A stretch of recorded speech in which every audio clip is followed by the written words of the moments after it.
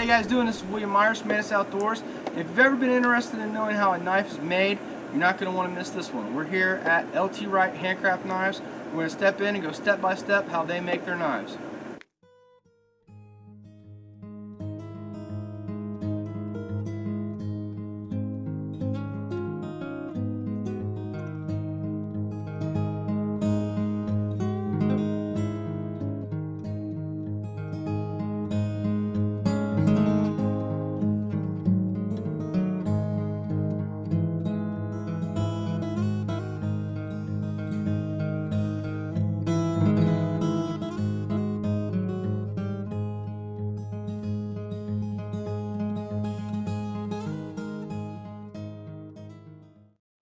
Alright, we're here at LT Handcraft Knives, and this is Trish. She runs the front desk here, and she's going to explain what we got here in this front counter here. Now, this is all of your guys' custom stuff, right? Custom grips, custom handles? These are our standard. Standard? Standard okay. in stock knives. Okay, okay. We have, do you take them out or? We could just, yeah, you don't have to take them out. Okay, we have the Patriot. There's the Desert Ironwood and then dyed bone. We have the Coyote, Desert Ironwood, and a snakeskin micarta. These are our holiday limited editions of stag knives. We've got the Patriot, the Coyote, and the Great Plainsman. This is the skeleton key. Comes in a Kydex. These are Genesis. This is the Genesis flat grind, the PT limited edition. This is the Genesis snakeskin, and a Scandi, and a Genesis black Scandi. And then we have the GNS. It's a GNS Saber. It's a GNS Scandi. You guys got some really cool colors going on here, the scales. These are just kind of some variety of things. We have some Frontier First. These are dyed bone. These are just a natural micarta. Black micarta, green micarta. This one's a Patriot in orange G10. It's a Great Plainsman in orange G10. These are Coyotes in dyed bone. That's real nice. In dyed bone. Nice. This is a small workhorse and just a black micarta. These are Patriots that they dyed the bone, so we have a yellow and a red. Kind of different. Patriot in a black. This is a Patriot in a green micartas. This is a Patriot that they've done some extra little fancy jimping to it. And this is a Great Plainsman with a carbon fiber handle on it. All right, a little different. Cool. Yeah, a little different. And then you got your what's the knives right here? These are called Heroes. They aren't out yet. These are for the handicapped men. It'll have a bungee cord on it that they can tighten around their fingers. Awesome. To be able to hold the knife better. Okay. The Hero stands for helping everyone reach the outdoors. Great, awesome. We have tiger naps and skeleton keys down there.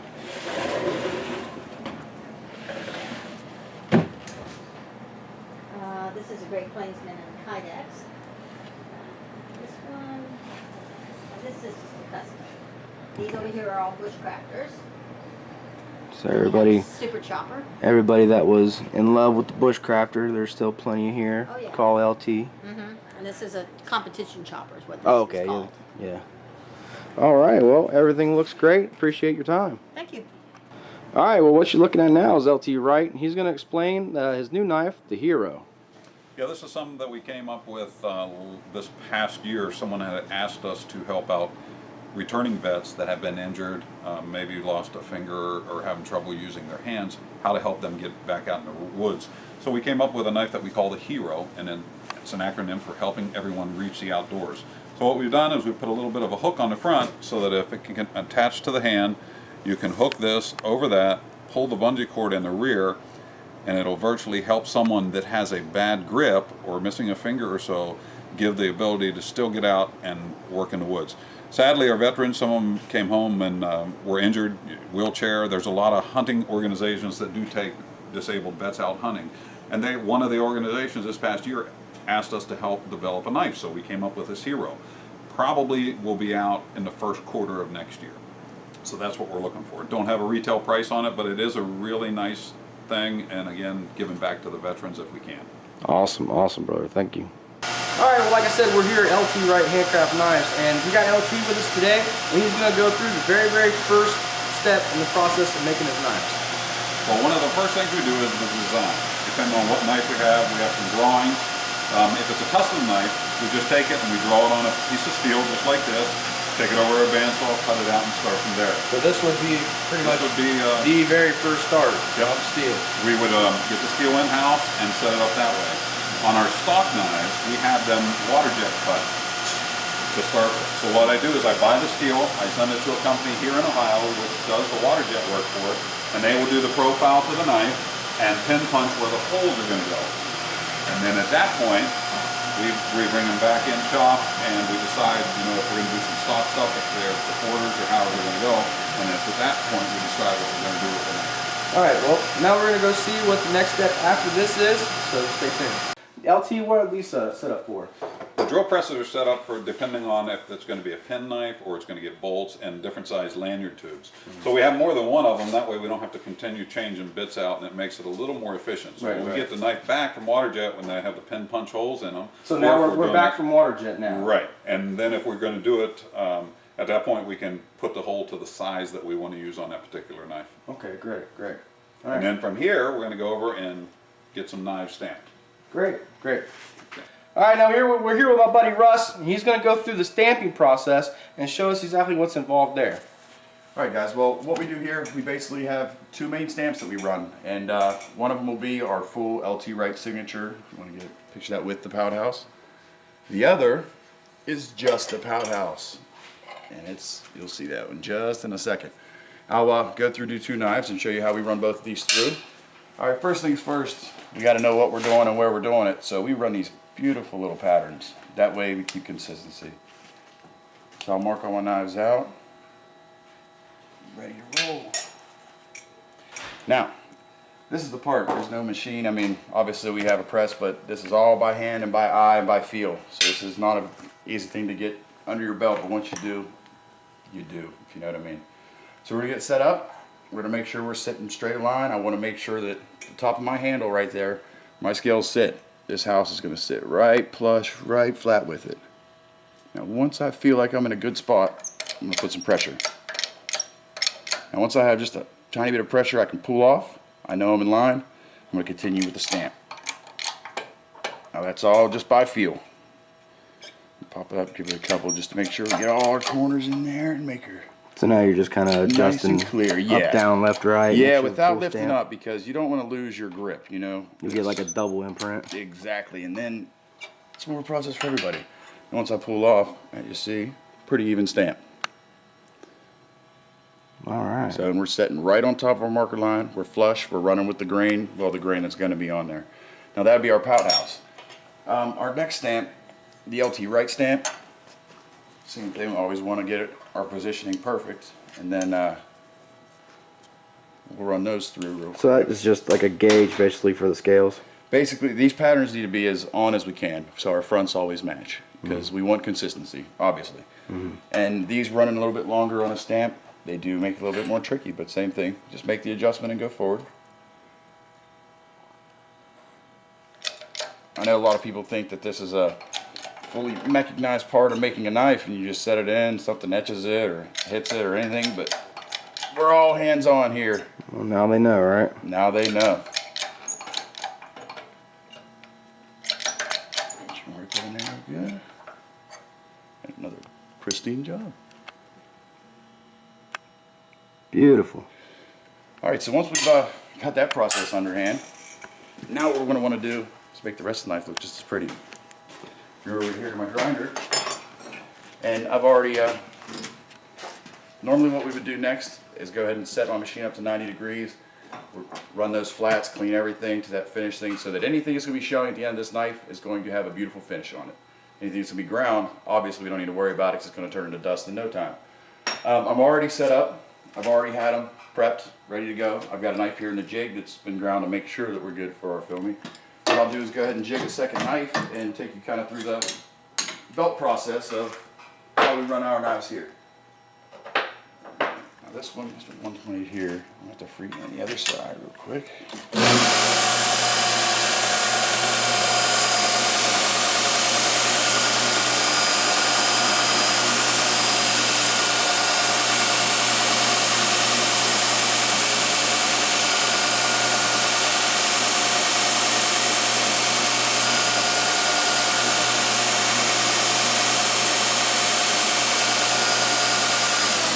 The reason I have to do that is because you displace that metal when you do that stamp.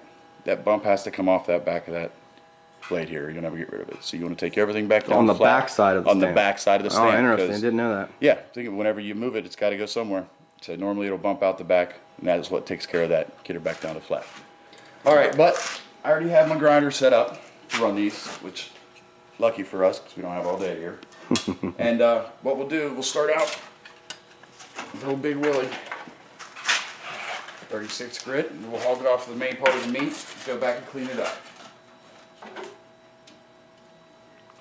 Now the angle of our grinder set here is going to determine what kind of grind we have.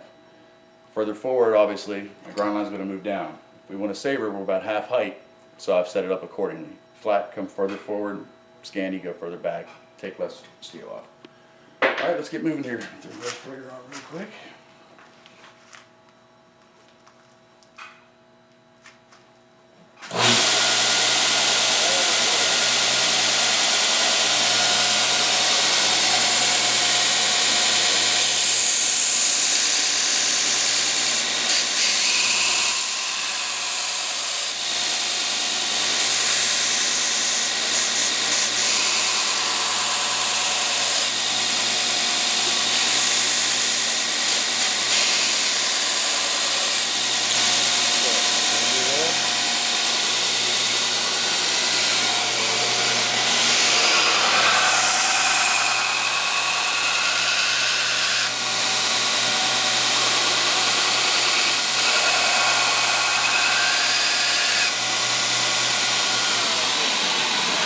Okay, just so you know what's going on here, I'm going to keep working back and forth. I'm going to work that line down on each side as evenly as I possibly can, so that whenever I'm done, right here comes center off the whole way profile of my knife. You don't want your blade to be hanging out this way or the other way, so you've got to make sure to work even.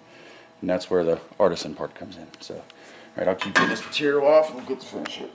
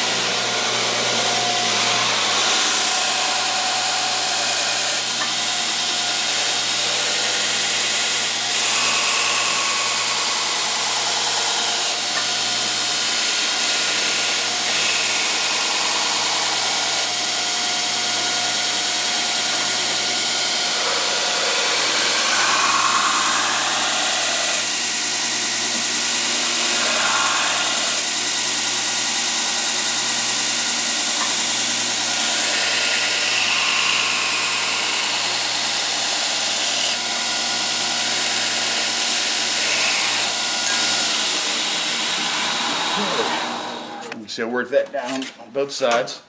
Got most of the main part of the material eaten up, so we're going to go up, switch our belt, move up to an 80. So you're moving up to an 80 grit? Up to an 80 grit. Where was you at before? I was using a 36. Usually just want an intermediary belt. If you're using a 50, you're using an 80. I mean, you want an intermediary belt between the rough and the 36s, then going to finish on your 120. So usually I use an 80, gives me a little bit more control, a few more passes, but then once again, like I said, less aggressive.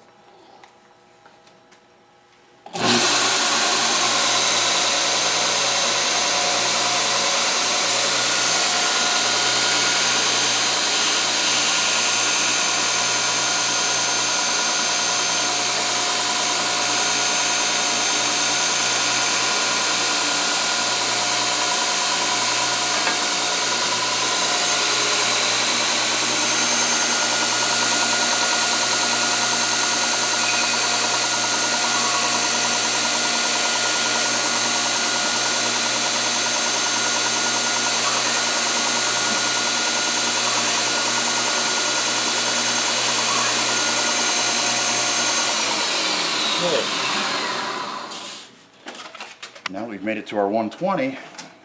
This is where you gotta start paying real close attention. You're getting close to center line now. This is pretty much gonna finish us off. This is the, you know, before we clean it up with Scotch-Brite and things like that, this will be the last grain that goes onto that blade before I send it off to the next guy down the line. So we're gonna go through, and on this step, you got a little bit more to watch for. We're gonna be watching for our height here to make sure that we're even on both sides, making sure that our taper is correct, thick to thin. We wanna make sure that our points here on the back are going to break in at the same place. So this is where you really got a lot to pay attention to. And you'll see all that as I'm flipping and looking and turning. So hopefully all goes well. This is the definition of handcrafted knives, guys.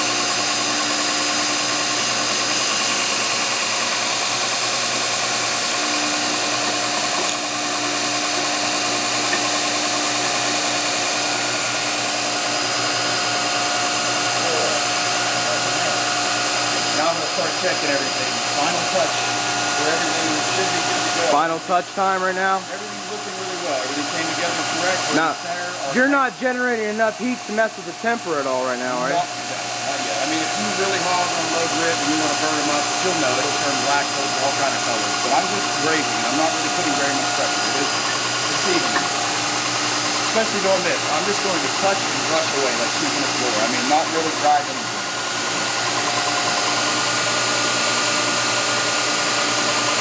You almost don't even hear it, you know?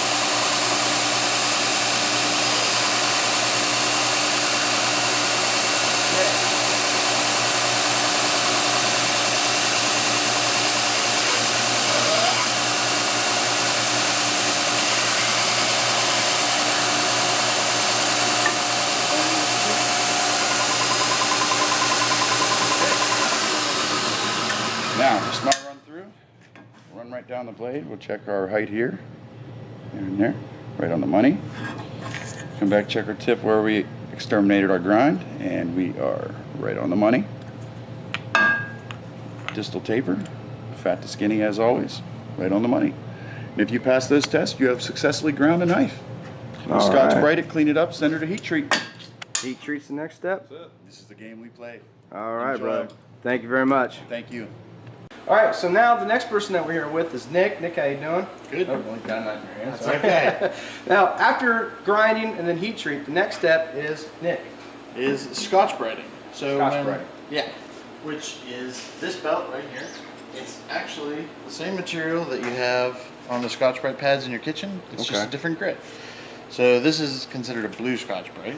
Okay. Then we also have a red Scotch-Brite, which is a heavier grit. So there's the two Yeah, side they by are side. just like your Scotch-Brite 3M Scotch-Brite. Exactly. Yep. This one's heavier. normally we use that after a knife is ground, and this one after it comes back from heat treat. Okay. So, let me throw this on here. Not sure how well you can see this on there, but when the knives come back, they have this really matte bead blasted finish on the steel. Yeah, I see it. Yeah, and that's from heat treat. Well, that's the final step over there, is so that everything comes out at a consistent color. They do that at the very end. But we really don't want our knives to have that finish when we're building them, so we have to go through this.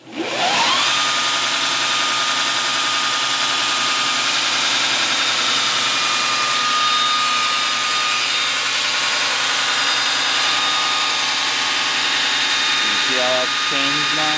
Yeah.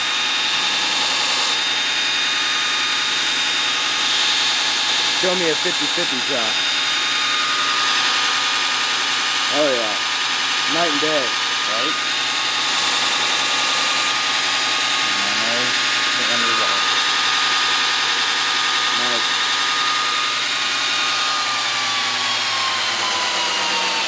So, a couple little tricks with this. I'm pretty sure Russ went over how we grind the knives here. So it sits in a jig like that, and the belts run across it that way.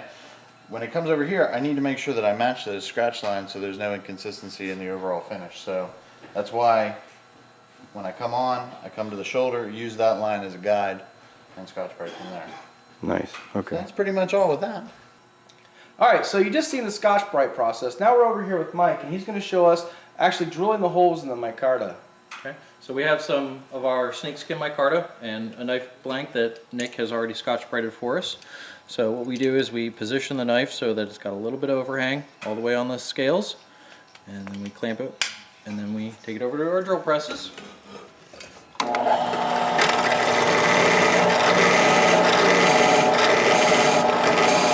And you can see I have to work quite a bit because this is such a hard material to drill through. That's why it's awesome for grip. Exactly.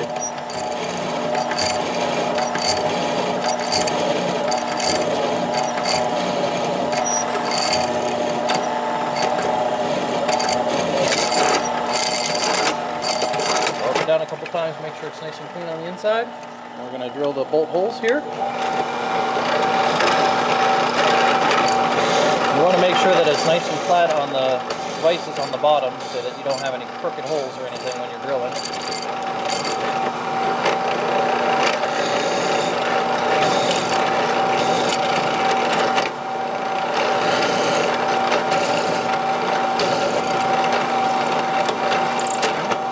Then once we're all done with it, we're going to take out a Sharpie marker and we're just going to trace the outline of the blank so that we know what material we have to remove on the saw so that we have a similar outline that's about a 1/16 of an inch too big for when we go and cut the knife up.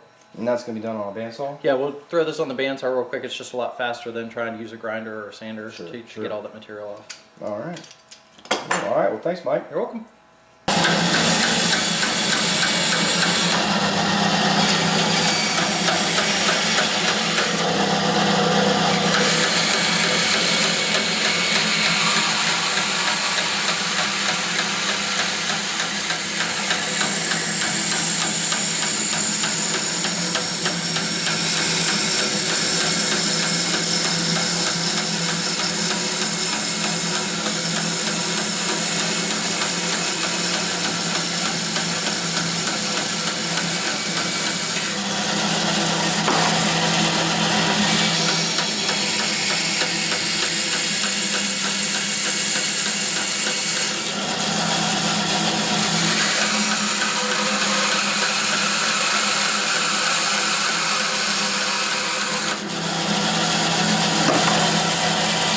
All right, Mike. So what we got there? So this is the scale materials that we just drilled on the drill presses. We've taken the bandsaw and removed all the excess material so you can see it much more closely resembles the knife that we're going to be building.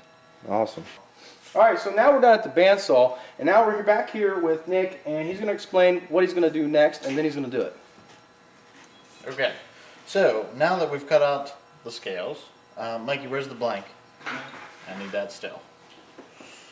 Okay, So, when we build a knife,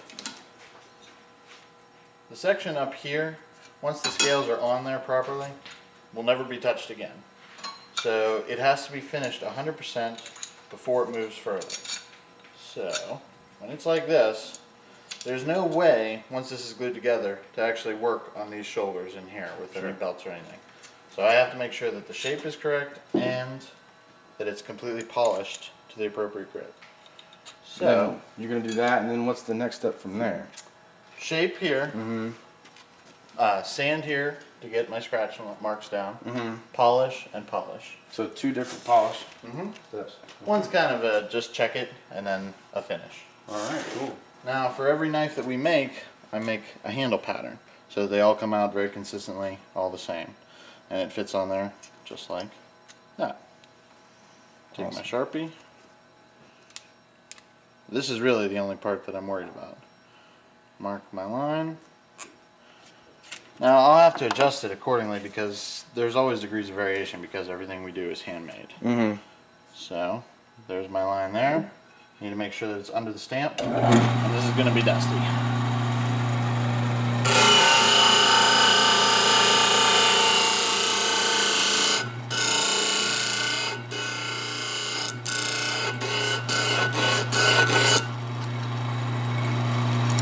Check for fit. Now, as you can see, I came down to the line, but I'm still over top of the stamp, so that's no good.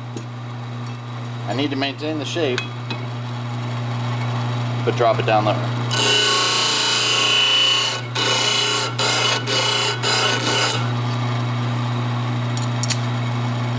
Okay. Well, I'd say we're pretty much right on. The shape is good. Looks like it to me, bro. Alright. So that's all with the disc grinder. Now, step down. This is a 220 grit belt.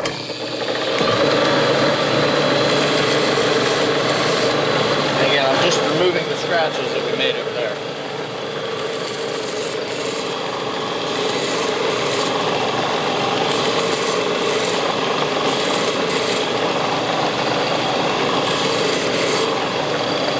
Polish.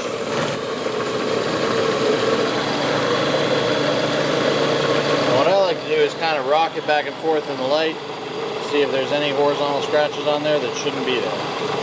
I need that to be a smooth surface when I'm done. So I'd say that looks pretty good. I'll step over to the finish polish. We use this green compound on just about everything in here for finishing knives, but it works really good right here.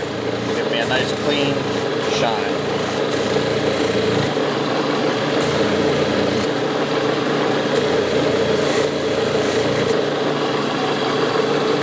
Done. Beautiful. Now we'll take it over, countersink the holes, and then be ready to glue.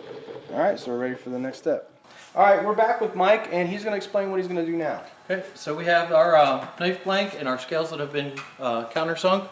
To accept the hardware that we're going to be using, we use a fisheye bolt, so it's got a brass nut that's threaded on the end. It fits in the holes here. And then we'll have a matching end on the other side that will mechanically bolt everything together. But we also add a layer of marine grade epoxy to the inside, so it's glued and screwed together. We already have a batch mixed up here. So this is the epoxy part? This is the epoxy. So we're just gonna get a nice coating on there, make sure we don't have too many excesses on either side.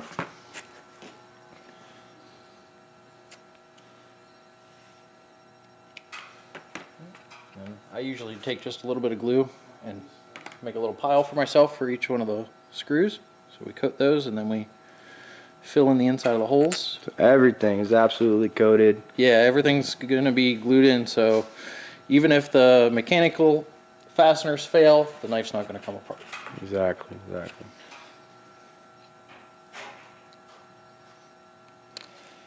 So we've got all our bolts set up.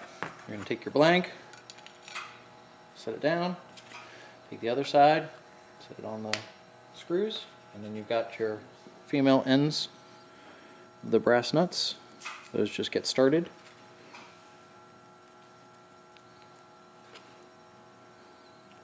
And then finally, take your lanyard tube, get a little bit of glue on that, push that through, clean off your excess, and then we're going to put it in the vise here, and we're going to tighten down all of the screws.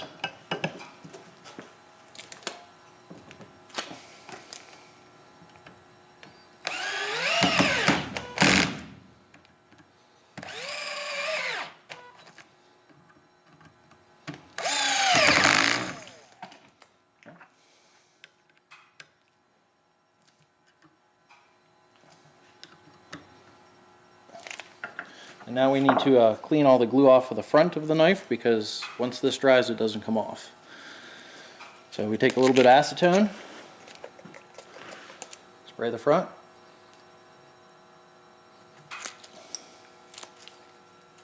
and then do the same thing on the other side.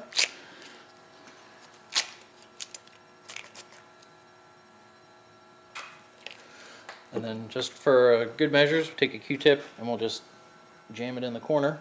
Make sure we got every last little bit off. And then finally, take the Q-tip and run it through the lanyard tube to make sure there's no glue in there. At this point, we can take it out of the vise, take one of our clamps, and we'll set the knife up to dry in a clamp.